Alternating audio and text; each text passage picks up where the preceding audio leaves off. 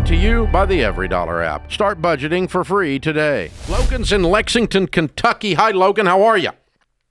Good, Dave. How are you? Better than I deserve. What's up? Hey, so real fast, I'll give you a backstory of where I'm at today. April of 22, my wife and I got married. Before we got married, I had about $30,000 in my bank account. She had $5,000 student loan and $17,000 car note. Pretty much as soon as we got married, paid that off, got that out of the way, took care of. We then rented an apartment for a year and decided we were going to stay there until we had enough money to put a good down payment on a house. Unfortunately, after that year, we had an opportunity present itself to buy a home from a family friend at a pretty well discounted price, well below what the home value was. We knew that it was too much house for us. It was a 4,200 square feet house. $315,000 is what we paid for it. First-time home buyer, so we didn't have any money to put down. 0% down is what we got. 6.25% interest rate. We knew it was going to be a lot, but we tried anyway. We lived there up until November of this past year, barely making it, living paycheck to paycheck.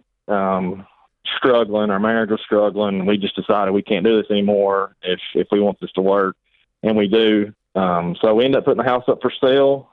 Sold the house in 7 days for $415,000, so $100,000 more than we gave for it in March.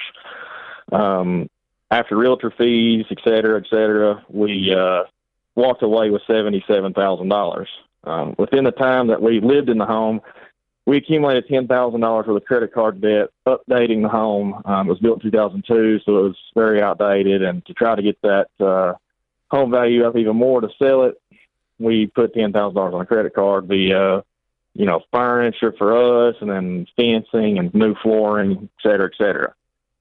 Today, I have right at $50,000 in the bank. $22,000 of that 77. I bought my wife a car. We just found out on Christmas Day that she's pregnant and due her first baby. I'm 26, she's 25. I have a car note for $37,500 what I owe on it. So now we have 3 vehicles. 2 are paid off. 1 truck that I have is not paid off. $37,500 what I owe on it. The reason I have what a are you truck, smoking that you go buy a $37,000 car after you just sold a house because you couldn't breathe? No, it was $22,000 is what I paid for her car. I already had the $37,000 car loan before. What do you guys make a year? $130 together. Good Lord. Okay. Yeah. Well, like I said, I've had the. All right. What can I do to help? You got a what Willy Wonka help ticket, dude, and you blew your nose in it. That's what you did, man. What can you? You got $50,000 in the bank? After you sell both cars and pay your capital gains, you're probably even. Right, yeah, that's the thing. I don't know how much the capital gain percentage is. It's not a capital gain. It's ordinary income because you didn't even hold the house a year. So it's a 35% tax on the actual gain, and the gain is not $415. The gain is after sales expenses, and you probably did some capital improvements on that credit card debt that you can deduct as well. So you probably have a $70,000 gain at 35%. Probably got a $20,000 tax bill. You need to sit down with the tax person and figure out what that is, but it's probably right around there. And you have cars you can't afford, and you went and bought another one. Right. Go sell both of them. Okay, and you're not going to, are you?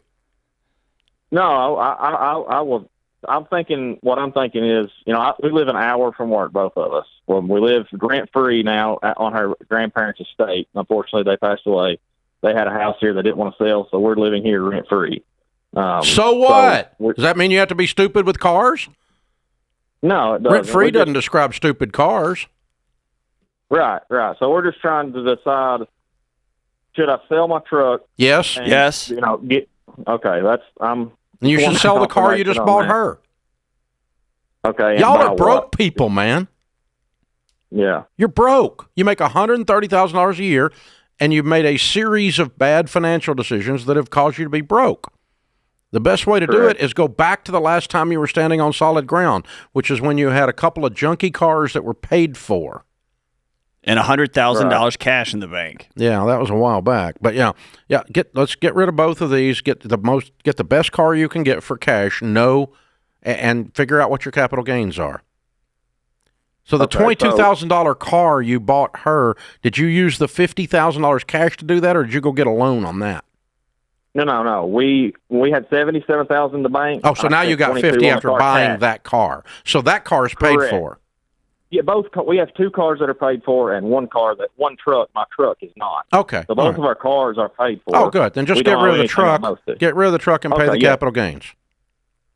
Right. That was my main question. Yeah. Okay, I'm caught up with you now. Yeah. But dude, you got to quit buying crap.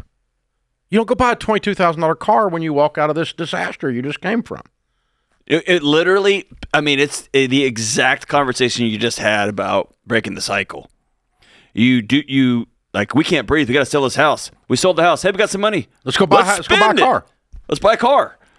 Oh, let's get pregnant and then buy another car. And it's like, I can't breathe again. Well, what are we going to do now? We got to sell the car and do this and do this. Hey, we got some more money. Let's go get a. Yeah.